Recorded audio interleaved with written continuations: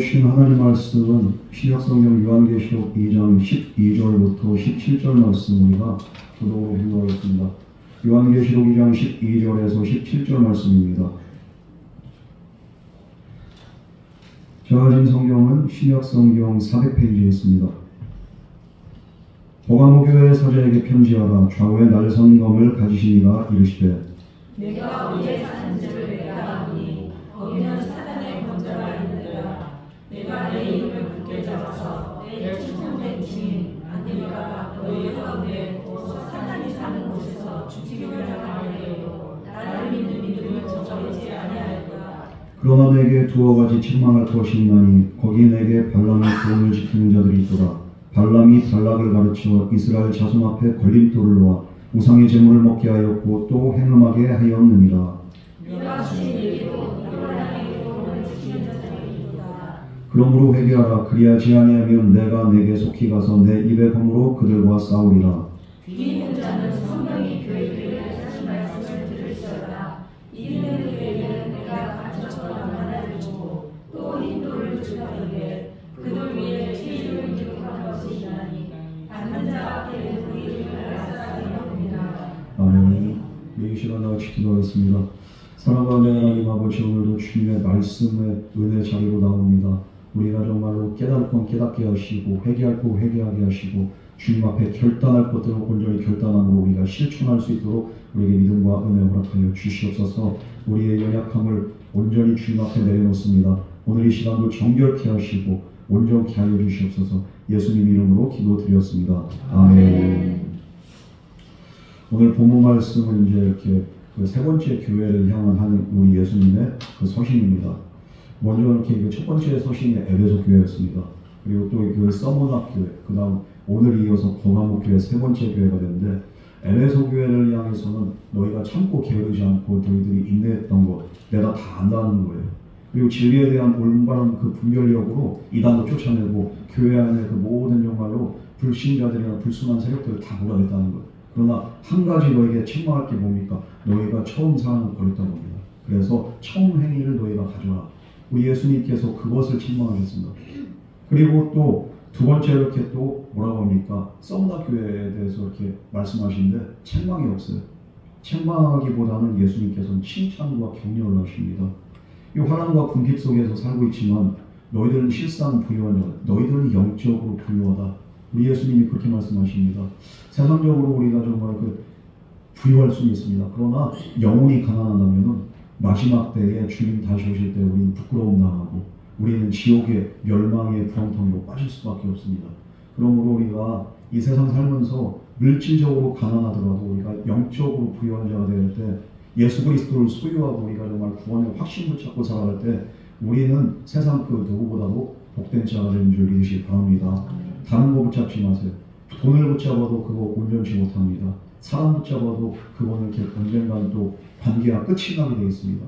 그러나 우리가 영적인 부유함, 하나님을 붙잡고 하나님을 믿는 믿음으로 살아갈 때 우리는 절대로 부끄러운 일을 당하지 않을 뿐만 아니라 주님 다시 오신 그날 우리가 주님 앞에 영광 중에 자랑스럽게 떳떳하게 나갈 수가 있습니다. 하나님 앞에 떳떳한 사람은 한 사람도 없습니다.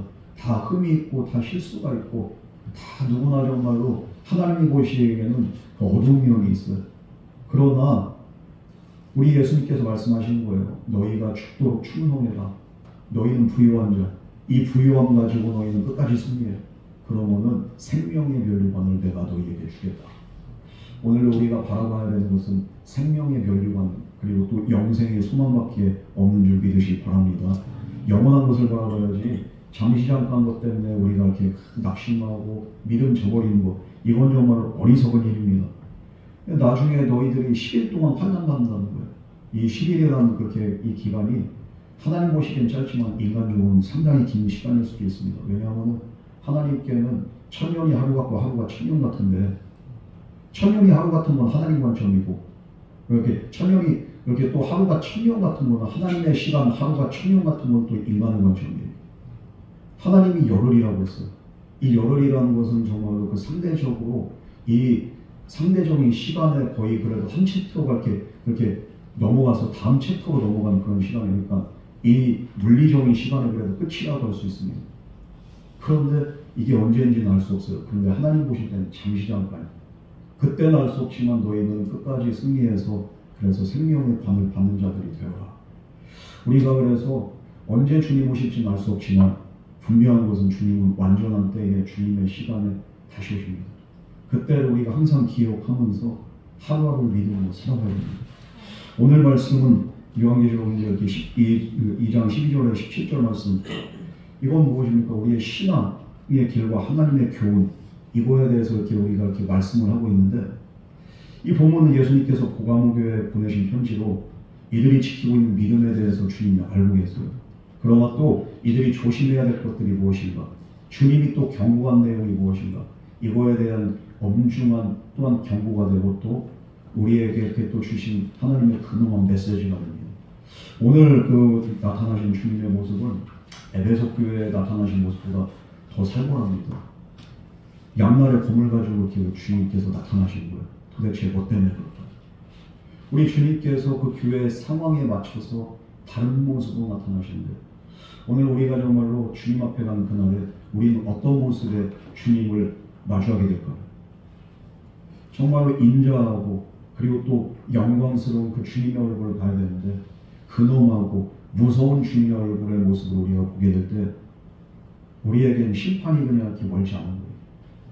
여러분, 그러므로 우리는 정말 영광의 주님의 얼굴을 볼 수 있는, 그리고 자비와 인자한 주님의 얼굴을 볼 수 있는 그런 은혜가 있는 저와 여러분 되기를 주님을 축복합니다. 우리 12절 말씀 우리 다 같이 공동하겠습니다. 시작. 고가모교회의 사사들의 편지하라. 자비의 말씀법을 가지시니까 이르시되. 버가모 교회는 어디입니까? 이제 이렇게 버가모 지역은 서머나에서 이제 그 북쪽으로 약 96km 정도 떨어진 곳입니다. 해발 한 300m 정도에 있습니다. 그래도 좀 나름 고지대죠. 거기에 있고 여기가 계곡으로 둘러싸여 있어요. 그러니까 이 어떻게 보면 천의 요새죠. 쉽게 그냥 이렇게 무너지거나 침입하기가 이렇게 진짜 이렇게 어려운. 그래서 버가모란 그 이름도 그래서 그런지 모르지만 요새라는 뜻을 가지고 있습니다. 이 버가모는 에베소, 서머나 다음으로 그 당시에 부유한 그렇게 도시였습니다. 문화적으로는 그런데 에베소, 서머나보다 더 이렇게 뛰어났죠, 버가모가. 예전에 이제 이집트에 이제 이렇게 알렉산드리아에 있는 세계 최대 도서관 있잖아요, 여기가. 거기에 버금만 그 도서관이 버가모에 있었는데, 그 당시에 이렇게 뭐 이렇게 또 그 가지고 있던 소장했던 그 책들이 양피지 책이 한 20만 권이나 이렇게 됐다고 그런 이렇게 기록이 있어요. 자체적으로 이렇게 또 개발을 합니다. 이집트에서는 파피루스로 이렇게 그 문자 갈 때 이런 걸 이렇게 엮어가지고 그래서 이렇게 책을 만들었는데 자체적으로 양피지를 개발했어요. 그러니까 얼마나 문화적으로 이렇게 뛰어난 도시입니까? 그렇게 하면서 문화의 중심지가 바로 알렉산드리아 그렇게와 같은 문화의 중심지가 바로 버가모였다는 거예요. 그런데 오늘 버가모 교회에 나타나신 주님의 모습은 무엇입니까? 양날의 검을 가지고 나타나셨습니다. 양날의 검이 이게 폭이 넓고 긴 그런 게 칼날하거든요. 근데 폭이 넓고 긴 것도 그런데 양쪽에 날이 그냥 이렇게 세파랗게 서 있다는 거예요. 무언가를 베고자 하는 그 의지, 열망, 그리고 분노, 맹렬함, 이것을 상징하거든요. 지금 양날의 검이. 그러면 왜 예수님께서는 이런 모습으로 나타나는가? 심판자의 모습으로 나타났다는 거예요. 심판자. 양날의 검을 가지고 심판하러 이렇게 예수님이 오시는데, 심판이 아직 오진 않았지만 니들 딱 잘못 나오면 이 칼에 맞아 죽을 줄 알아. 그러니까 똑바로 해. 예수님이 이런 심판자의 모습을 그들에게 보여주신 겁니다. 도대체 그럼 이 교회에서 어떤 일이 있었기 때문에 예수님이 이런 살벌한 모습으로 버가모 교회에게 나타났을까? 우리 13절 말씀 다 같이 봉독하겠습니다. 시작. 내가 어디에 사는 줄을 내가 아니 거기는 사단의 거절을 듣느라. 내가 내 이름을 굳게 잡아서 내 충성의 지인은 아니라 너희가 보내 곧 사단이 사는 곳에서 죽임을 당할 때에도 나를 믿는 이름을 저버리지 않으리라. 당시 로마는 이제 정복한 그 식민지를 이렇게 정복한 정책을 어떻게 했습니까? 바로 이 정복지를 통일하기 위해서 식민으로 만든 거. 우리나라로 이렇게 일제시대 때 황국 식민 만든다고 해가지고 그래가지고 신사참배를 시켰잖아요. 황제 숭배를 시킨 거예요. 그래서 가이사는 주시다, 이런 것을 이렇게 원칙으로 내세웠습니다. 여기도 예외가 없어요. 이 보감으로. 그런데 이 원칙만 잘 따르면 어떻습니까? 별다른 태클이 안 들어와요. 종교의식 해도 태클이 안 들어와요. 먼저는 원칙적으로 로마 황제 가이사는 주시다. 이걸 깔고 들어가기 때문에 이 주보다 더 큰 신들은 없거든요. 이게 황제보다.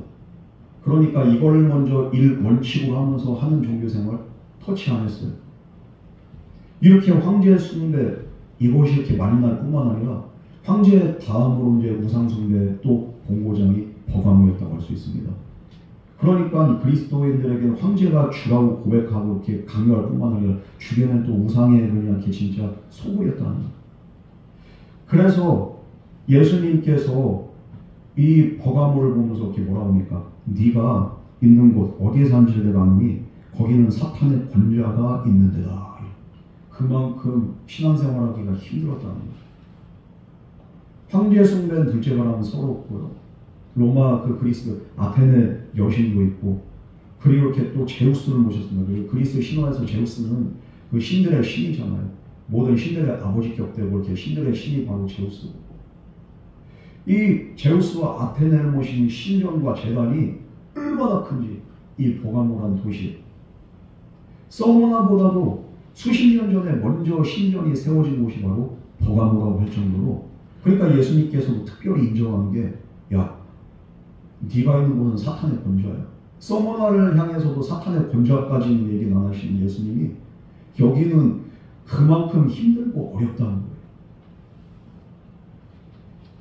이런 상황에서 로마 황제를 그냥 이렇게 부정했기 때문에 여기에 가해지는 핍박이 어마어마했습니다. 그리스도인들에게 고통이 얼마나 큰지 이루 말할 수가 없어요. 우리나라도 일제시대 때 1934년부터 이제 내선일체 이렇게 일환으로 해서 기독교 그리고 한국 모든 종교들 어떻게 하라고 합니까? 먼저 신사참배하고 그리고서 예배를 드리러 갑니다. 그러면서 또 예배 드리다가 정오에 사이렌 속에 윙 나오면 동쪽으로 향해서 또 그냥 절을 합니다. 사람들이 그 자리에서 다 일어나서 그 동쪽으로 향해서 절하는 게 뭡니까? 그 천왕이 있는 그쪽을 향해서 그 방향을 해서 절을 하라는 거예요. 천왕 자체가 하늘 천자를 쓰기 때문에 뭡니까? 숭배의 대상. 이 살아있는 신인 그 천왕을 신성시해서 거기를 향해서 절하라.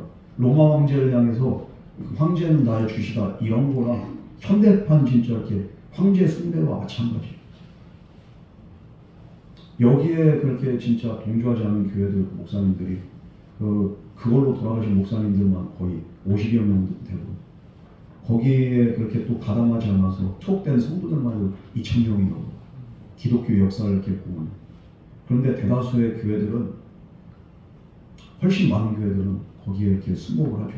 제일 먼저 카톨릭이 그냥 이렇게 넘어가고 참 부끄러운 역사지만 우리 감리교도 그냥 제일 먼저 이렇게 거기다 이렇게 불복을 하고 나중에는 장로교회도 그냥 다 넘어가요. 1938년도 되니까 모든 교회들이 싹 다 신사참배 거기에 동조를 합니다. 왜냐하면은 쉽지가 않아요. 생존이.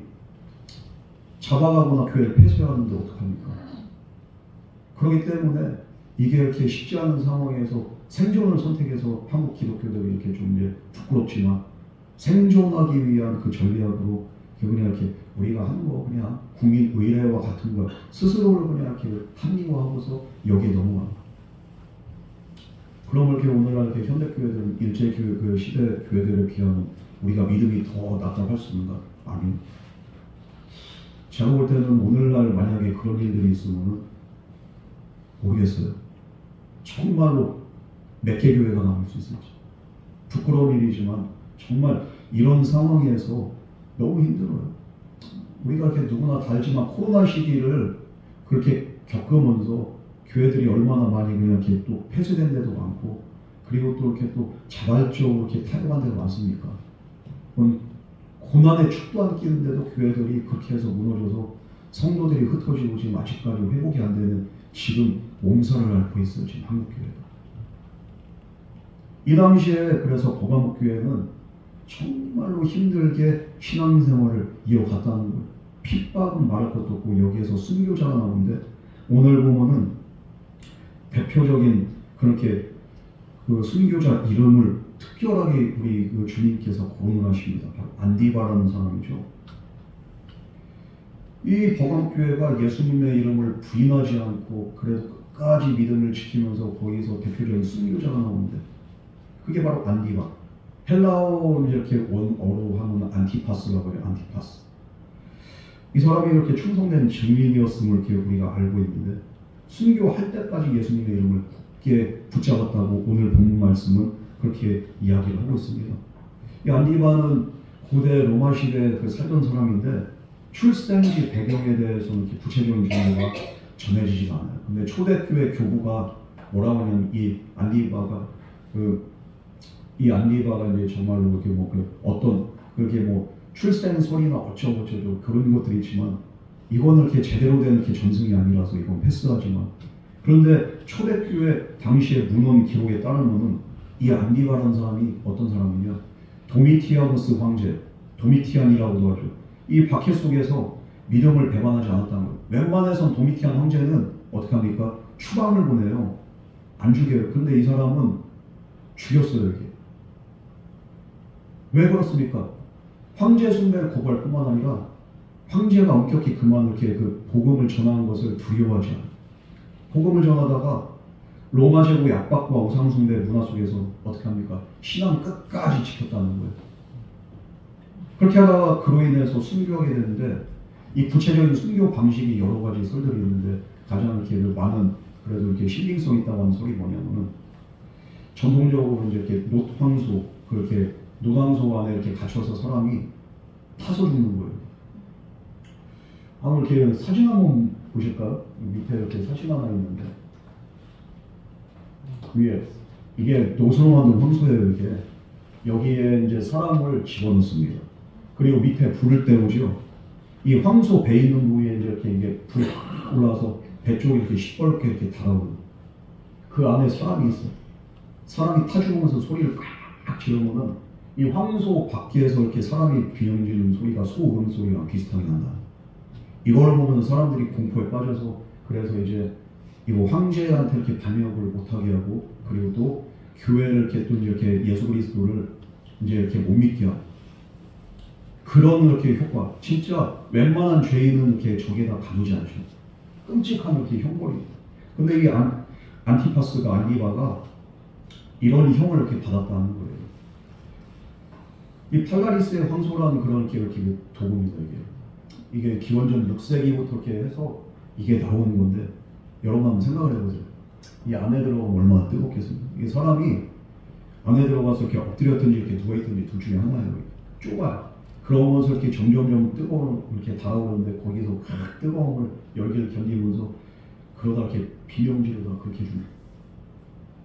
물론 예수님의 그 12제자 중에서 한 사람은 이렇게 또 이름이 갑자기 기억이 안 나는데 나중에 이렇게 다시 한번 이렇게 생각날 때 알려드리겠죠. 기름에 튀겨서 죽은 사람이 있어요. 전성이에요. 바돌로메는 산채로 가죽이 벗겨져서 죽었습니다. 예수님이 이렇게 제자들. 그냥 창 맞아 죽고 돌 맞아 죽는 거는 그냥 이렇게 아주 그냥 이렇게 편안한 죽음이죠. 이렇게까지 정말로 박해가 심했다는 거예요. 그래서 성도들이 그걸 보는 거예요. 북한에서 보면 공개 처형을 하죠. 왜 공개 처형을 합니까? 사람들한테 니들 이렇게 당에 다녀가면 니들도 적불나는 거야. 사람들 앞에서 공개적으로 침해하고. 기독교인들도 마찬가지. 총살용을 하는데 애들도 다 있는데 멀찌감이 이렇게 서서 이렇게 보게 합니다. 당에 충성해야 되는데 예수에 충성했기 때문에 저 사람들은 반동불자라고 불순물자라고 그러면서 총살용을 시키는 거예요. 사람들이 그걸 다 봅니다. 현장에서. 그러면서 그걸 보면서 시각 효과를 통해서 어떻게 합니까? 교회를 못 다니게 하고 당에 충성할 그리고 당에 굴복하도록 그런 공포 정치를 하는 거예요. 초대 기독교인들이 사용당할 때 공개적으로 처형당합니다. 이렇게 안디바가 거기서 이렇게 이 보감복교에서 대표적인 사람이었다.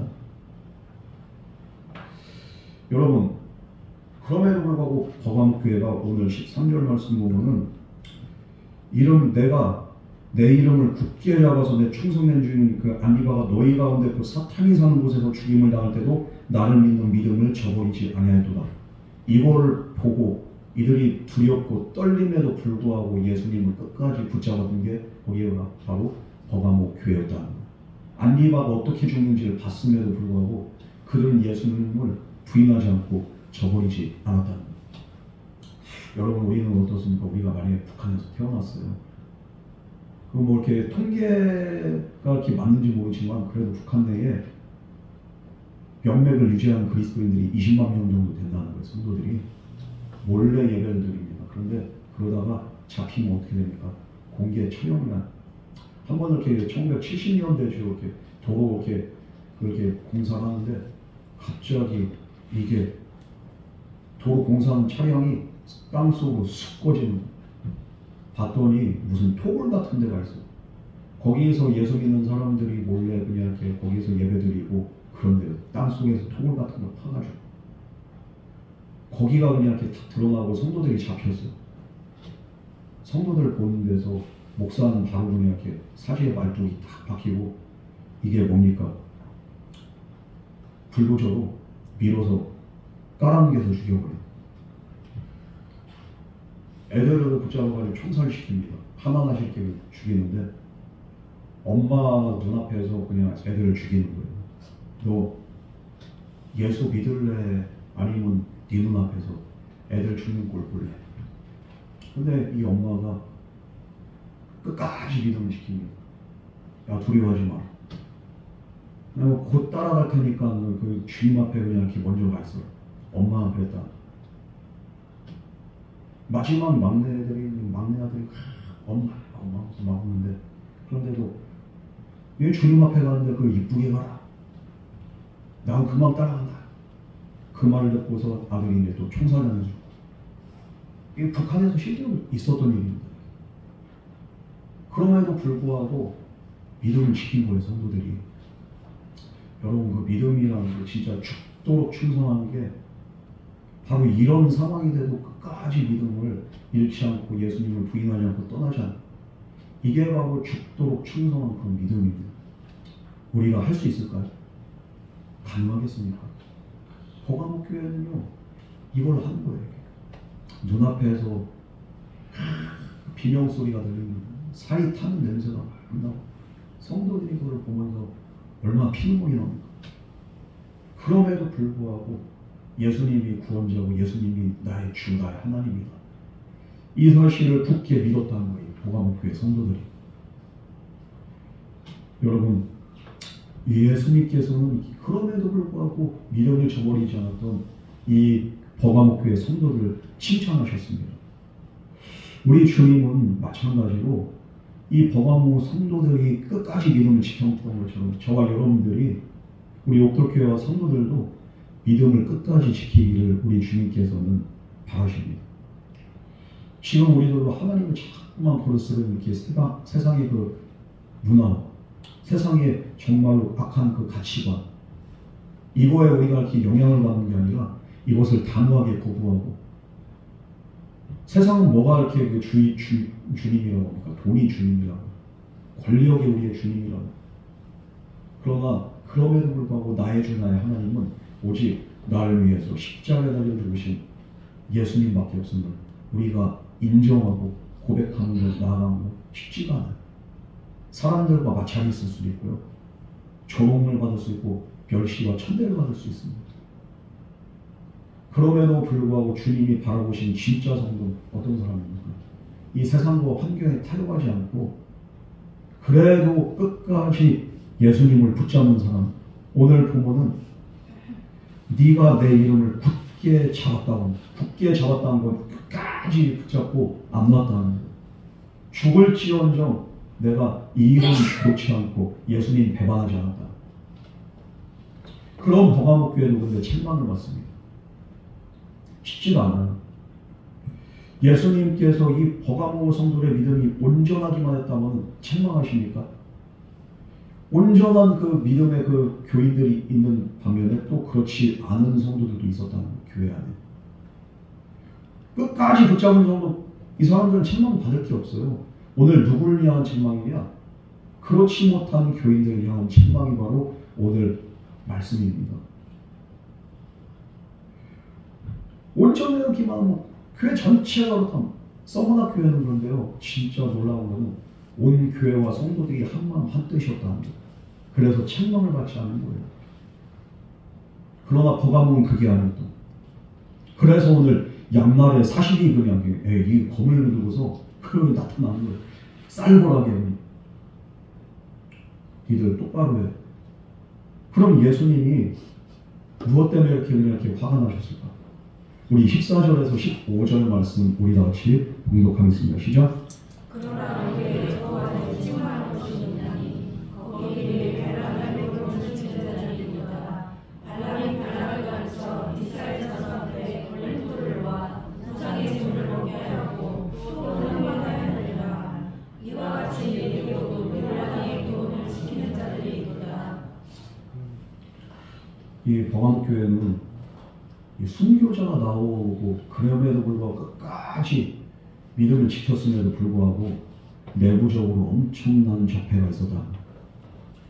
발람의 교훈, 바로 거짓 사도로 이렇게 추정되는 니골라당의 그 교훈을 버가모 교회가 이렇게 허용을 했다. 이 발람이 누굽니까? 이스라엘 백성들을 유혹해서 하나님의 진노를 받게 만든 장본인이에요. 민수기에서 등장하는 그 인물이잖아요. 이 사람이 미디안의 그 만신무당 주술사였습니다. 그런데 이 사람이 저주하면은 이게 그냥 얼마나 이게 신발이 센지 신기가 센지 저주하는 대로 그 사람들 다 망하는 거예요. 그걸 아니까 모압왕 발락이 발람에게 이렇게 사람을 보내서 어떻게 합니까? 복채도 두둑하게 주고 그러면서 이스라엘 저주하라고 이렇게 사주를 하는 겁니다. 모압왕이. 그래서 이스라엘 저주하러 갔는데 복채도 두둑하게 이렇게 받았으니까 어떻게 합니까? 저주하러 갔다가 하나님의 강권적인 개입으로 저주가 아니라 축복이 그냥 입에서 막 나오고 저주가 나와야 되는데 자기 모르게 자꾸만 이스라엘에 하나님의 복이 있을 것이며 내가 하는 말이 아니 왜 이래 내가 미쳤나봐 이러면서 계속 축복에만. 그러니까 발락이 그거 보니까 화가 그냥 머리 끝까지 난 거예요. 야 저주하라고 너한테 이렇게 복채를 줬는데 뭐 하는 거야? 아니 지금 내가 한 게 아니지 하나님이 저주하지 않는 자를 내가 어찌 저주하며 이러면서 막 자기도 모르게 계속 얘기해요. 이게 저주는 개뿔이고 이게 진짜 축복만 걸판지게 들어오니까 미쳐버리겠네. 발락 어떡해. 그런데 또 돈값 토해내 이 말 들을까봐 그래서 돈값은 해야 되잖아. 그래서 어떻게 합니까? 발락이 발락한테 한 가지 꾀를 냅니다. 저 사람들은 하나님이 이렇게 축복하는 민족이기 때문에 저주를 할 수가 없으나 그런데 저들이 저주받는 방법입니다. 한번 들어보시랍니까? 뭔데? 이 주변에 있는 그냥 모압 여성들, 이쁘장한 애들, 얘네들을 불러서 얘네들 진영 앞에서 그냥 이렇게 싹 이렇게 설렁설렁 왔다리 갔다리 하고, 그럼 그 여자들이 그냥 이렇게 거기 이렇게 진영 근처에서 왔다리 갔다리 그 지역 여자들, 남자들이 이렇게 개중에는 그냥 여자한테 혹해가지고 거기 접근하는 애들이 있을 거라. 그럼 그 여자들 통해서 남자들 꼬셔가지고 연애도 하고 제사를 그렇게 또 지내게 하고 제상에 그렇게 우상에게 절한 그 음식도 먹게 하고, 그래서 하나님의 저주를 저들이 받게 합시다. 좋은 그 전략이라. 그래서 미인계를 썼는데 이스라엘 남자들이 거기에 다 넘어가고. 여러분 한번 생각을 해보세요. 40년 동안 그 광야 생활을 했던 그렇게 우리 주변의 그 자매님들 햇빛에 그냥 시커멓게 그을려가지고 피부도 그냥 까무잡잡하고 퍼석퍼석하고 이게 남자인지 여자인지 구분이 안 가고 어떨 때는. 그런데 그 현지에 그냥 알다운 여자들이 얼굴에 이렇게 분칠을 하고 하얗게 그냥 이렇게 화장을 하고 그러면서 그냥 이렇게 골락말락한 그런 옷을 입고서 앞에서 살랑살랑거리는데 남자들이 눈이 돌아가요 안 돌아가는 거예요. 오빠 일로 와 이러면서 하는데 거기에 그냥 속 하는 거예요. 우리 남자 형제님들이야 뭐 이렇게 그럴 일이 없겠지만 우리 안정수 집사님이나 이런 분들한테 오빠 이래야 한다고 이렇게 우리 집사님이 넘어가진 않을 거라고 믿습니다. 저는. 우리 나 집사님한테 오빠 이래야 한다고 해서 우리 나 집사님 거기에 홀라당 넘어가면 그거는 성도도 아니고 집사도 아니고. 적어도 우리 교회 집사님들은 안 그러지만 이스라엘 남자들은 그랬다는 거예요. 40년 동안을 그냥 예배 생활하고 했던 사람들이 거기에 그냥 혹 해버리는 거예요. 그래서 그냥 바람도 피고 불륜도 하고 그러면서 그냥 이렇게 우상숭배도 하고 난리가 났어요. 하나님이 얼마나 화가 나는지 그것 때문에 이스라엘 백성이 그냥 전염병에 놓여서 하루아침에 24,000명이나 죽었습니다. 하나님이 너무 화가 나요. 니들 지금 가나안을 지금 눈앞에 두고서 정신 못 차리고 그러고 앉아있어? 그래서 이런 상황 가운데서도 그런데 또 음행하고자 빠진 사람이 있어. 시몬 지파 지휘관 시므리와 그렇게 미디안 왕녀 고스비 그냥 자기 그 막사에서 열심히 사랑을 하고 있는데 어떻게 합니까? 이게 하나님이 이렇게 너무 이렇게 화가 나니까 진짜 이렇게 전염병 퍼지는 와중에도 이러고 있으니까 어떻게 합니까? 이렇게 제사장이 그렇게 레위인이 그냥 그 사람을 한 창에 그냥 이렇게 남녀를 이렇게 꿰어서 죽여버립니다. 그렇게 죽고 난 다음에 어떤 일이 이제 전염병이 끝이는 거예요. 그렇게 해서 발람의 그냥 이렇게 사주를 받아서 이런 일을 행했던 이스라엘 백성들, 거기에 넘어갔던 그 이스라엘 백성들, 하나님이 그냥 이렇게 호되게 혼내키고 24,000명을 죽이시고 그런 일이 있었는데, 그런데 그 사단이 그 당시에 있었던 그 일들이 초대교회도 일어난 거예요. 누구에 의해서? 니골라당에 의해서. 버가목 교회 안에 이 순교자가 나오고 그래도 이렇게 믿음을 지키는 버가목 교회 안에 언제 그냥 이런 잡신함이 이런 되도 않는 그런 믿음이 들어와서 교회를 막 뒤흔듭니다. 니골라라는 이름이 당시에는 헬라 문명에서 아주 흔한 이름이에요. 우리가 옛날에 그냥 이렇게 뭐 철수, 영희 이런 말 이렇게 이름이 흔했잖아요. 이렇게 마찬가지로 니골라는 그 당시 헬라 문명에서 아주 흔한 이름입니다. 그런데 그것도 모르고 어떤 그렇게 그 성경학자는 이 니골라가 이렇게 초대교회 그 7집사 이름 중에 하나라고 해서 배교환자고 그래서 나중에 이렇게 교회를 이렇게 흔들었다. 이 말도 안 되는 이렇게 그런 이렇게 근거로 이렇게 얘기를 하는데 니골라는 흔한 이름이었어요. 초대교회 7집사 그 이름도 전부 다 헬라식 이름이었기 때문에 그 중에 니골라라는 철수라는 이름이 하나는 있었던 거예요. 그건 절대 아닌데요. 어쨌든 간에 이 니골라당이 어떻게 합니까? 에베소 교회도 흔들었고, 근데 에베소 교회에서는 완전히는 얄짤없이 쫓겨난 거예요. 에베소 교회가 이단 간결에 툭 치고 야, 저 이거 이단이네? 야, 나가. 에베소 교회에서는 재미를 못 봤는데 버가모 교회에서는 너무 재미를 보는 거예요. 이들이 이렇게 무엇을 주장했는가? 이제는 율법의 때가 다 지났어. 그러니까 율법 필요 없어. 율법 지킬 필요 없어. 육신은 원래 약한 거야. 영은 깨끗한 거야. 그러니까 율법에 그냥 얽매이지 말고 육신에 그냥 그것 때문에 죄책감 가지지 말고 인생 즐겨 그냥.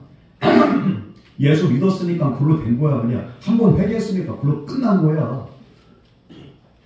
어디랑 비슷합니까? 이 교리가? 한번 회개했으니까 이제 끝났어. 괜찮아. 죄책감 필요 없어. 뭘 자꾸만 맨날 회개를 해. 누가 그럽니까? 구원파가 그러죠. 우리 옥수형이 그러잖아. IYF. 이것도 그냥 교묘하게 IVF는 기독교 단체인데 V를 Y자로 살짝 V 비스무리하게 해가지고 IYF 해가지고 이런 식으로 이렇게 사용을 하고 있어. 이게 육신으로는 아무 일이나 할 수 있다는 거예요. 이 사람들. 그러면서 신자는 어떤 상황 가운데서도 어떻습니까? 특별한 은혜와 보호를 받기 때문에 우리가 예수를 믿는 신자들은 하나님의 사랑 때문에 내가 무슨 짓을 해도 하나님이 보호해 주신다는 거예요. 지옥 안 간다는 거예요. 여러분 믿는 게 이렇게 쉬우면 얼마나 좋아요. 그죠? 믿음이 우리가 쉽습니까? 신자는 하나님의 특별한 보호를 받으니까 제사를 지내도 되고 뭐 상관없이 뭐 그냥 세상적으로 타락하면서 살아도 상관없이 어쨌든 간에 나는 예수를 믿으니까. 여러분 그런 겁니까? 아니잖아요. 그런데 그냥 도덕 폐기론을 주장하고 무율법주의를 주장하고 율법이 폐지되는 게 아니라 예수님도 율법을 완성하기 위해서 왔다는 거예요. 율법의 완성은 사랑입니다. 사랑이 모든 것을 다 하는 거예요. 이렇게 용서도 하고 하나님을 더 사랑하고 하나님 뜻대로 더 열심히 살아가고 율법의 완성이 사랑이잖아요. 그리고 구약에 나온 율법의 그냥 이렇게 형식 조문이 아니라 율법의 정신을 우리가 이렇게 깨달은 거는 하나님이 왜 이렇게 율법을 주셨나 우리가 알게 되고 하나님 뜻을 알기 때문에 율법보다 더 큰 놀라운 일들을 우리가 하게 되는 거예요. 그런데 율법 필요 없다는 거예요. 여러분 복음교회는 그런데 이런 이단적인 가르침을 허용했어요. 귀가 솔깃하거든요. 이게 지금 신앙생활 하는데 너무 힘들거든요. 열심히 신앙생활 하면 할수록 우리한테 플러스가 되는 게 아니라 마이너스가 되니까 어떻습니까? 그래 적당하게 타협도 하고 적당하게 그냥 이렇게 편안하게 신앙생활도 하고 왜? 하나님을 우리 사랑하는데 여기에 솔깃해서 넘어가는 거예요. 순수한 복음이 변질이 되는 거예요. 여러분 같은 교회 안에서 누구는 순교의 피를 흘리면서 핍박을 감당하면서 쭉 이렇게 믿음을 이렇게 지켜가는데 호세 어느 순간에 한쪽에서는 이단 사이비가 들어와서 이 가르침대로 그냥 살아가고 앉아있어요. 니골라당의 교리에 미혹돼서 그래 황제도 주님이십니다. 그래 내 마음에 그냥 중심한 주님이 예수님이 나의 주문이었지. 살기 위해서 뭘 못해. 우리나라가 일제시대 때 그 신사 참배했던 것처럼 한국교회가 그래도 이렇게 우리 마음 중심은 그 하나님 아니요. 그러면서 별의별 일을 다 해요. 그러면서 이단에 그렇게 우상에게 절한 재물도 먹고 음행도 하고 적당히 타협도 하고 그러면서 상황에 따라서 신앙을 저버리고 그러면서 또 주님은 다시지 뭐 이러고 자빠졌으니까 이게 우리 주님이 보니까 얼마나 열불이 신앙생활 제대로 할 생각은 안 하고 환난과 핍박으로부터 그냥 이렇게 그래도 신앙 지켜야 되는데 외부에서는 이런 탄압이 있죠. 내적으로 또 이런 그냥 이단의 그냥 그렇게 가르침이 있죠. 그러니까 내후 외환의 그런 상황이 샌드위치가 된 거예요. 고강교회가. 이렇게 되면은 열심히 신앙생활하는 성도들도 어떻게 되겠습니까? 번아웃이 옵니다. 그냥 나가 떨어지는 거예요. 이게. 안 그래도 난 진짜 이걸 믿음 붙잡기도 너무 힘든데 교회 안에서는 또 이단이 이렇게 난리를 지게 얼마나 힘겹고 얼마나 진짜 힘이 빠집니까? 아무것도 하기 싫은 거예요. 그냥. 그래 니들은 그냥 니들대로 살아가면 나는 내 신앙 지키기도 너무 힘들어. 냅두는 거예요. 그냥 방치하는 거예요. 그러니까 교회 안에 믿음을 그냥 신실하게 지키는 그런 또 파가 있고 반대로는 그냥 이렇게 타협하고서 적당하게 그냥 이렇게 신앙생활은 그런 또 보니까 실용주의 파가 생겨요. 교회가 그냥 이렇게 되거든요. 그들을 방치할 수밖에 없는 게 너무 힘이 들고 얘네들을 그냥 일일이 팍 대응하기도 너무 진짜 힘 빠지는 거예요. 그러면서 이들은 나름대로 냅둬 그냥 하나님이 알아서 하시겠지 이런 마음도 있었을 거예요. 그들을 내쫓아야 되는데 니골라당의 그냥 가르침을 그냥 이렇게 버려야 되는데 본인들이 너무 힘드니까 그냥 방치하는 거예요. 그런데 그걸 또 이렇게 사랑하는 것도 오해했던 것 같아요. 언젠가는 변화되겠지. 언젠가는 바뀌겠지. 그래도 주님이 그래도 이렇게 변화시켜 주시겠지. 우리가 여기에 속는 거예요. 언젠가는 하시겠지. 언젠가는 믿겠지. 언젠가는 회개하겠지. 언젠가 그게 언제냐고. 주님도 언제 오실지 모르는데 그 사람 언제 바뀔지 어떻게 합니까?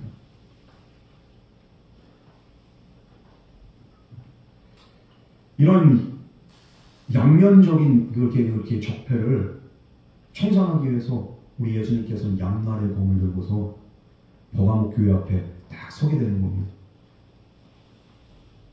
그러면서 우리 예수님께서 회개하라고 명령하십니다. 우리 16절 말씀 다 같이 공부하겠습니다. 시작.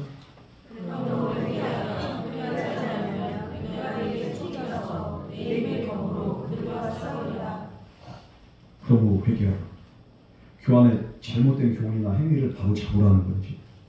쫓아낼 사람 쫓아내고 그리고 또 이 말씀 듣는 니들 지금 거기에 있는 니들도 회개해. 아직까지 니골라당에 그냥 이렇게 빠져가지고 멋대로 신앙생활하는 니들 똑바로 살아. 그리고 니들 아무리 힘들어도 교회 안에 그런 사람들 그냥 혼내키고 경찰하고 똑바로 해야지. 역할 감당해야지. 예수님께서 회개하라고 하는 거죠. 행위를 바로잡으라는 거죠. 물론 예수님이 당장에 그냥 이렇게 칼을 휘두르진 않습니다. 유예 기간은 주지요, 예수님이. 그런데 언젠가는 반드시 심판하시는 거예요. 그래서 니골라당의 가르침을 그렇게 다른 자들에게 엄중하게 경고하십니다. 특히 회개하라고 하는 대상들이 순교할지언정 끝까지 믿음을 사는 사람들, 안 그래도 힘든데 그들한테 니들 똑바로 해. 이게 아니야. 니들 변질된 니들 회개해. 왜 처음에는 안 그랬는데 왜 지금 이렇게 변했냐. 또 회개해. 우리가 처음 예수 믿고 처음 은혜 받을 때는 어떻습니까? 교회만 나와도 은혜 받고 감사하고 기쁘고 어느 순간에 이렇게 우리가 변질돼서 그 기쁨과 감사가 사라지고 형식적인 신앙생활만 하고 에베소 교회처럼 이 버가모 교회처럼 거기 더 나아가서 그냥 세상에 한 발 그리고 이 교회에 한 발 양다리 걸치고 우리 예수님으로 기뻐하지 않는다는 거예요. 만약에 그런데도 내가 이렇게 니들이 이 말 듣는데도 회개를 안 한다? 그러면은 어떻게 하느냐? 내가 정리할 거야. 회개 안 하는 자들 내가 정리할 거야. 내 입의 검으로 그들과 싸우리라. 한마디로 말해서 네가 정리할래? 내가 정리할까? 지금 그거 야 너 정리할래? 말래? 내가 할까? 네가 알아서 할래? 네가 알아서 안 하면 내가 할게. 얼마나 무서운 말이에요 이게. 우리 예수님께서 정리하라고. 바른 교회는 무엇입니까? 바로 성령의 권징을 겸허하게 받아들이는 거예요. 하나님이 이렇게 경청한 말씀 그거 겸허하게 받아들입니다. 주님 잘못했습니다. 주님 용서해 주세요. 그런데 바른 그렇게 진리를 선포해야 되고 또 그 진리 안에서 예수님의 치리를 잘 따라야 되는데 그걸 안 하면 예수님은 그냥 칼로 치시겠다는 거예요. 물론 이 말씀은 버가목 교회와 싸우겠다는 얘기는 아닙니다.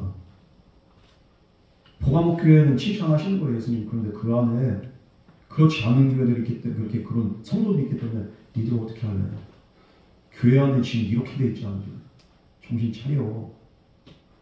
그리고 회개해.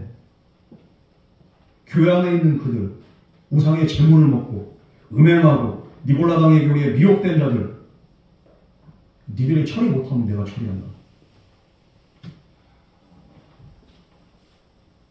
배교한 자들과 이단 사이비 교회에 불편을 주는 자들 오늘도 얼마든지 있습니다.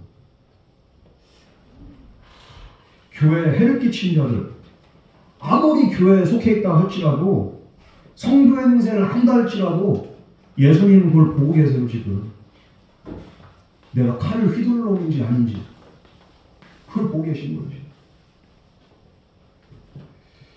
여러분 우리가 사랑이라고 그렇게 사랑을 의미없이 모든 것을 다 용납하면 교회 안에 혼란이 올 수도 있습니다. 아니 이단도 그렇게 전도 대상인데 왜 다 받아들여야지. 이단이 우리 교회 안에 와서 그래도 그냥 막 이렇게 활개를 치는데 그래도 그냥 이렇게 또 성도인데 아유 불쌍한 사람인데 아유 그래도 그러면 안 되지 사랑해야지 이러다가 버가목 교회 꼴이 나는 거예요. 두 개로 찌르립니다. 나중에는 그냥 꼴도 보기 싫어서 그냥 이렇게 상대를 안 해. 그 사람들 아유 니들 알아서 해라 갈라져. 교회가 그냥 이렇게 점점 이렇게 산으로 가는 거예요. 배가 산으로 가듯이 사모님 하는 거. 교회 안에 그래서 이렇게 분명한 건 교회 치리에 순종을 해야 되는 거예요. 교회 성도라면 그렇죠. 옥돌교회 성도라면은 옥돌교회 목회자의 이렇게 방침과 그렇게 교회 방향성에 맞게 그거를 이렇게 순종하는 사람이 우리 교회에 나올 자격이 있고 우리 성도의 자격이 있는 거예요. 여러분 그렇지 않습니까? 그거를 그냥 거부하면서 그냥 교회 나온다고 해가지고 우리가 무조건 사랑을 하면은 어떤 꼴 나는 줄 아세요? 버가목 교회 꼴 나는 거예요. 이게. 여러분들 이렇게 똑바로 구별하세요. 예수님도 양과 염소를 구별하셨어요. 교회 안에서. 안 믿는 사람은 당연히 그냥 구별할 필요가 없어. 멸망받기로 작정이 되어 있으니까. 그런데 마태복음 25장 32절 33절 말씀에 마지막에 인자가 다시 올 때 양과 염소를 구별하리라 예수님께서 말씀하셨습니다. 그 양과 염소, 교회 안에서 말씀대로 살아가는 성도, 그렇지 않고 이상하게 신앙생활하고 변화도 없고 내 멋대로 신앙생활하는 사람들 염소로 그냥 이렇게 구별하겠다는 거예요. 지금 버가목 교회한테도 그런 식으로 이렇게 칼을 대겠다는 거예요. 예수님이 지금. 여러분, 교회 안에 속하면서 성도 행사하는데 아무런 유익도 없고 교회 안에서 정말로 이렇게 뭔가가 그냥 이렇게 논란이 되고 뭐가 이렇게 또 뭔가가 질서를 이렇게 어지럽히는 사람은 그 보호의 대상이 아니라고 이렇게 주님 말씀하시는 거죠. 보호해야 될 대상이 아니라 쳐서 없애버려야 될 주적이라는 거예요. 이게. 요즘에 그냥 우리나라가 이렇게 안보관이 좀 이렇게 많이 이렇게 흔들리는 것 같은데 여러분 북방 백서에 보면은 가장 먼저 우리의 주적은 뭐라고 합니까? 우리의 주적은 누구예요? 북한이죠. 우리가 이렇게 휴전 상태지 이렇게 종전 아니죠. 종전이 아니고 휴전인데 우리의 주적이 북한이 아니면 누구예요, 그게? 그런데 이상하게 그냥 막 북한하고 친해지고 뭐하고 북한이 그냥 미사일 도발해도 그냥 그래도 퍼줘야 되고 사랑해야 되고 그러니까 막 맨날 끌려가는 거예요. 주적에 대한 확실한 그게 확고한 그게 없으니까. 영적인 생활도 마찬가지예요. 우리의 주적이 누군지 이렇게 확실하게 알고 교회 안에 그냥 이렇게 누가 이렇게 논란을 이렇게 일으키고 혼란을 일으킨가 이걸 이렇게 분명하게 깨달은 것은 우리가 이렇게 권면하고 혼내키고 훈계하고 그래도 안 되고 그냥 이렇게 쳐대고 이단에 대해서는 더더욱 말할 것도 없고 그것이 교회를 위한 겁니다. 버가목 교회가 그걸 못해가지고 예수님이 이렇게 혼내킨 거예요 지금. 여러분 주님 버가목 교회를 내려가면서 교회 안에서 참성도 거짓성도 그걸 다 구별하신 거예요 지금. 여러분 주님 말씀에 우리가 순종하지 않으면 그리고 우리가 믿음에 이렇게 또 이렇게 신앙에 그렇게 명확한 구분이 없으면은 뭐라고 합니까? 예수님이 우리에게 검으로 임한다는 거예요. 경계가 모호한 사람들, 믿음이 모호한 사람들, 검으로 임한다는 거예요. 그러므로 명확하게 구분해서 주님이 우리를 바라보시듯이 우리도 명확한 구분이 있어야 되고 명확한 판단이 있어야 됩니다. 모든 것이 다 다한 게 아니에요. 에베소 교회는 그래서 그 이단들을 쫓아낸 거 아닙니까? 고린도 교회 성도한테도 바울이 그래서 교회 그 해가 되고 교회 그 질서를 이렇게 어지럽힌 사람들 쫓아내라고 하잖아. 내가 다음에 다시 갈 때 니들 그대로 하면 내가 알아서 판단하고서 축출한다. 하나님께서는 우리 공동체에 원하는 게 뭡니까? 거룩함이에요. 거룩함. 혼란이 아니라 맹목적인 사랑이 아니라 거룩을 우리 주님께서는 요구하시는 줄 믿으시기 바랍니다. 그러므로 맹목적으로 우리가 이렇게 뭘 하지 말고 있잖아요. 하나님 말씀에 이렇게 근거해서 우리가 판단을 잘했으면 좋겠어요. 우리 마지막으로 17절 말씀 우리 다 같이 공부하겠습니다. 시작.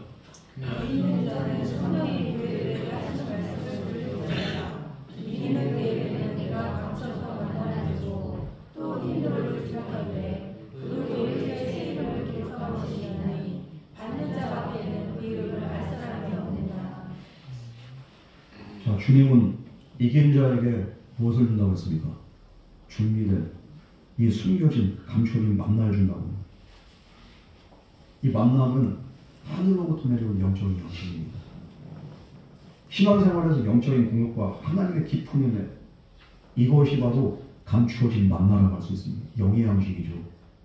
니들은 지금 이렇게 육의 양식을 먹을까? 우상의 재물을 먹을까 말까? 이렇게 고민을 하는데 너희들은 정말로 하나님 말씀을 잘 들어서 현실과 타협하지 말고 잘라내고 회개하고 회개하면은 너희에게 감추어진 만나를 내가 너에게 주겠다. 신자들이 하나님과의 깊은 교제를 하게 되는, 그리고 영적인 충만함을 경험하게 될 것이다. 우리 주님께서 그걸 약속하신, 충성된 신앙인들에게 주어진 특별한 축복, 이게 바로 감추어진 만나가 우리에게 공급이 되는 거라는 거예요. 주님을 이렇게 힘으로 고단해서 이거 우상의 제목이라도 먹어야 되나 말아야 되나, 지금 힘 다 빠졌어. 지금 뭐가 먹고요, 성도들이. 교회 안에서는 저러고 있는데 그래도 저 진짜 그렇다고 해서 교회를 안 나와서 신앙생활하기에는 진짜 너무 힘든데, 나도 자네들처럼 이렇게 좀 이렇게 타협이라도 할까? 나도 좀 편안하게 신앙생활 할까? 왜 이렇게까지 힘들냐?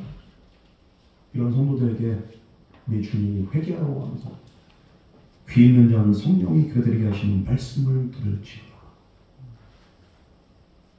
고민하지 마. 네가 지금처럼만 열심히 신앙생활하고 앞으로도 그렇게 신앙생활하면 너에게 감추어진 만나를 내가 줄게. 생명의 양식을 주님께서 약속하십니다. 여러분, 우리가 신앙생활 타협을 할 수 있죠. 타협하는 건 쉽습니다. 어렵지 않아요. 너무 쉬워요. 타협은. 타협하지 않고 믿음을 지키는 게 어려운 거죠. 내 신앙관 지키고. 힘들어. 어떨 때는 그냥 이렇게 그만두고 싶고 때려치고 싶을 때도 있습니다. 그러나 너는 성령이 교회들에게 하신 말씀을 잘 들어. 너에게 하는 말을 잘 들어. 네가 들을 마음이 있고 들을 귀가 있는데 이 말을 그냥 이렇게 허투루 듣지 말고 너 말씀대로 살아. 생명의 양식. 우리에게 영혼이 썩지 않는 음식, 영원한 생명, 그리고 영원한 은혜, 기쁨, 이 모든 것을 우리 주님께서 약속하셨습니다. 여러분, 세상적으로 살지 말고 언제나 하나님 편에 설 수 있는 저와 여러분 되기를 주님을 축복합니다. 뿐만 아니라 디볼라라는 그 교원에서 지금 이렇게 삐딱선을 타고 있는 성도들도, 너희들이 귀 있는 자는 그 중에서도 귀 있는 자가 있죠. 보면은 신천지에서 빠져나온 사람들, 그리고 각종 이단에서 빠져나온 사람들이 있어요. 구원파에서 빠져나온 사람들. 이 상목교회라는 교회가 있는데 전문적으로 그런 사역을 하더라고요. 이단에 있는 사람들을 그렇게 전도해서 교화시켜서 하나님의 자녀를 만들어요. 이 니골라당에 빠져있지만 그럼에도 불구하고 그 중에서 귀 있는 자들을 듣고서 변화가 되는 거예요. 그런 사람들은 어떻게 되는가? 그런 사람들에게도 이 생명의 양식이 주어진다는 겁니다. 우리가 사람을 미워하는 게 아니라 그 안에 있는 마귀의 그냥 역사를 우리가 싫어하는 거죠. 그런데 그 사람이 끝까지 이렇게 변화가 안 된다면 그 사람은 이미 텄어요. 그냥 어쩔 수 없어. 그런데 그런 사람들 중에서도 변화 안 될 것 같은 사람 중에서도 또 귀 있는 자가 있기 때문에, 또 생명의 양식을 받을 자들이 있기 때문에 우리는 그 사람이 누군지를 모르기 때문에 우리는 전도해야 되는 거예요. 그 중에서 한 사람이라도 변화될 수 있다면 우리는 전도하고 이 길을 가야 되는 거예요. 분명 주님께서 영적인 축복을 약속하셨습니다. 또한 이긴 자들은 무엇을? 힘도를 또 주님께서 주신다는 거예요. 이 돌 위에 새 이름을 기록하는데 그 돌을 받는 자밖에 그 이름을 알 사람이 없다고 우리 주님께서 말씀하십니다. 이 흰돌은 두 가지 의미가 있습니다. 먼저는 첫 번째 의미는 이렇게 순결함, 깨끗함, 무죄, 이걸 상징한 게 그게 바로 흰돌이에요. 흰돌은 고대 로마 법정에서 무죄를 상징할 때 흰돌을 딱 사용하는 거예요. 이 사람 무죄야. 법정에서 피고인의 무죄를 증명하거나 인정할 때 흰돌을 들었습니다. 공정과 순수함을 위한 그런 이렇게 흰돌. 주님이 이 무죄를 상징하는 흰돌을 주심으로써 어떻게 하겠다는 거예요? 이기는 자, 끝까지 순종하는 자.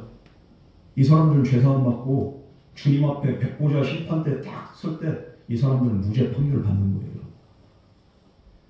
우리가 개인적으로 죄가 얼마나 많은 자들입니까? 그런데 그 두려운 주님의 심판대 앞에서 야 너는 무죄야. 주님이 이렇게 말씀하신다는 거예요. 이 얼마나 은혜로운 정말 주님의 약속입니까? 성도의 모든 죄를 용서해주고 사해줍니다. 두 번째 의미는 무엇입니까? 우리 주님이 재림하실 때 우리 성도들이 어떻게 됩니까? 새 몸과 새 성품을 그렇게 덧입게 되는 겁니다. 그렇게 해서 하늘의 순결로 입히실 뿐만 아니라 하얀 세마포를 입히시는 거예요. 이것은 무엇을 의미하냐면요, 주님이 재림할 때 우리에게 부여할 그 정말로 새로운 신분, 지위, 이거를 흰돌에 그 이름을 써가지고 우리에게 주겠다는 거예요. 이제 예전의 손석중이 아니라 새로운 이름으로 그리고 새로운 지위로 거듭나는 거예요. 인간이 아니라 하나님의 아들이고 하나님의 자녀로, 그리고 영광스러운 모습으로 우리가 변화되고 거듭나서 이젠 이전의 내가 아니라 새로운 나로 하나님 앞에 서게 될 것이고, 그 이름이 이렇게 쓰여진 자만이 어디에 참여합니까? 잔치에 참여하는 거예요.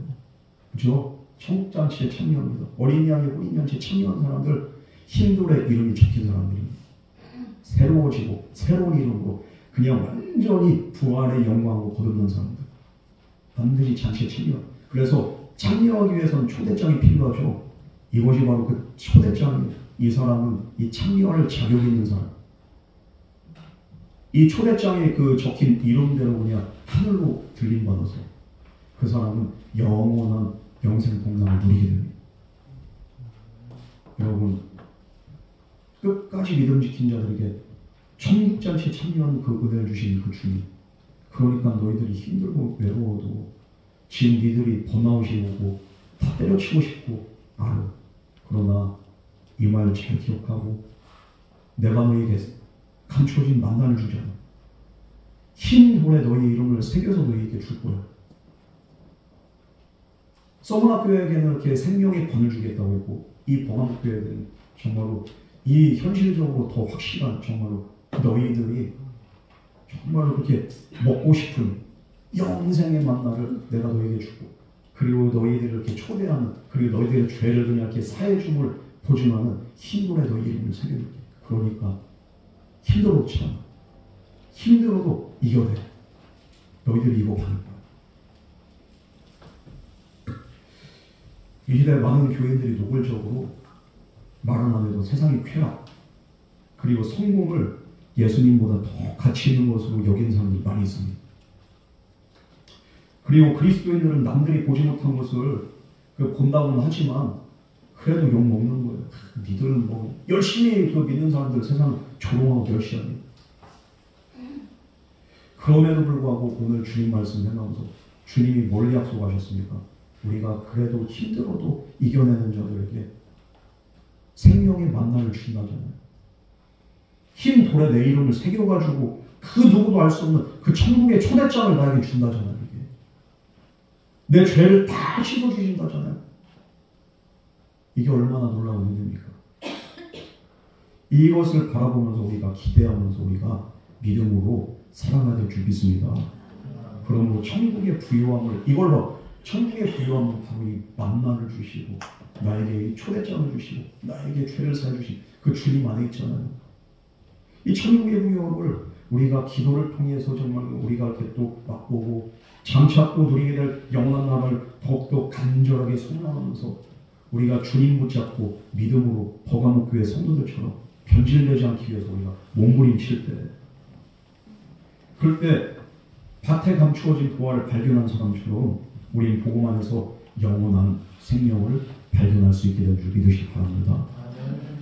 근데 주님은 오늘 말씀 보면 뭐라고 합니까? 속히 회개하지 않는 영은 심판을 받을 것이다. 우리 주님이 말씀합니다.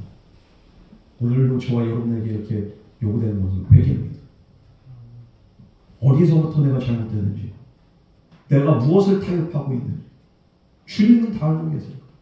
네가 잘 생각하고 회개할 것들은 회개해서, 그래서 정말로 나중에 주님 오신 그 영광의 날에 너희들 모두가 이 버가목교회 이렇게 정말 이렇게 찬양하는 것처럼 우리 주님의 심정은 어떻습니까? 지금 이 처음 믿음이 이렇게 변질된 그 버가목 성도들, 이들을 향해서도 주님은 안타까운 것, 너희들 다시 회개해서 정말 처음의 믿음 잘 그렇게 간직하고, 그래서 흰돌을 받아야지, 만나를 받아야지. 그러니까 회개해. 내가 심판하기 전에 빨리 회개해. 주님은 애타는 심령으로 지금 회개를 촉구하십니다. 그렇게 돌이킨 자에게 이걸 약속하십니다. 그러므로 우리는 어떤 핍박 속에서도 우리의 믿음을 버리지 말고 우리 각자에게 허락하신 신앙과 믿음의 공간 속에서 늘 하나님을 기억하면서 끝까지 믿음의 경주를 하고 승리해서 하나님이 주신 감추어진 그 만나와 그리고 우리의 이름이 새로운 이름이 새겨진 하얀 돌을 받을 수 있는 그런 저와 여러분 되기를 주님을 축복합니다. 주님이 다 아세요. 우리의 힘듦도 알고 우리의 내적인 갈등도 아시고 그러나 주님은 그럼에도 불구하고 너희는 내가 너희에게 하는 그 말씀 잘 기억하고 들어. 그래도 순종해. 힘들어도 순종하고 믿음으로 살아. 결국 후회하지 않아. 우리 바울도 로마서 8장이 얼마나 이렇게 힘들면 그래요. 고난이란 말 많이 나오잖아요. 바울 서신에는 고난이란 말이 많이. 그러나 생각하건대 현재의 고난은 장차올 영광과 좋게 비교할 수 없도다. 바울은 그렇게 고백합니다. 우리가 신앙생활 제대로 할 때 때로는 힘들고 어려워도 그래도 내가 정말 열심을 다해서 신앙생활하면 주님이 약속하신 만나와 그 주님이 약속하신 그 힘도 우리가 받으면서 천국잔치에 참여하는 그런 은혜가 있게 됩니다. 이 사실을 항상 기억하고 우리가 주님 오신 그날까지 믿음의 그 본질 잃지 마시고 타협하지 마시고 세상만 바라보지 마시고 주님 나라 바라보면서 승리하는 저와 여러분 되기를 주님을 축복합니다. 우리 이 시간을 기도하겠습니다. 사랑과 은혜 하나님 아버지, 오늘도 우리에게 주신 주님의 은혜를 우리가 생각하며 감사합니다. 우리가 때로는 신앙생활하기 어렵고 힘들지만 그러나 우리에게 약속하신 감추어진 만나와 우리의 이름이 새겨진 그 하얀 돌을 우리에게 주시겠다는 그 주님의 그 음성이 있기에 우리는 오늘도 주님 바라보면서 믿음으로 나가기 원합니다. 아무리 힘들고 괴로워도 주님 바라보고 감사하며 살아갈 수 있는 온전한 믿음과 은혜 우리에게 허락하여 주시옵소서. 변치 않는 믿음 우리에게 허락하여 주시옵소서. 끝까지 승리할 수 있도록 주님 붙잡아 주시옵소서. 이 모든 말씀 거룩하신 예수님 이름으로 간절히 기도드렸습니다. 아멘.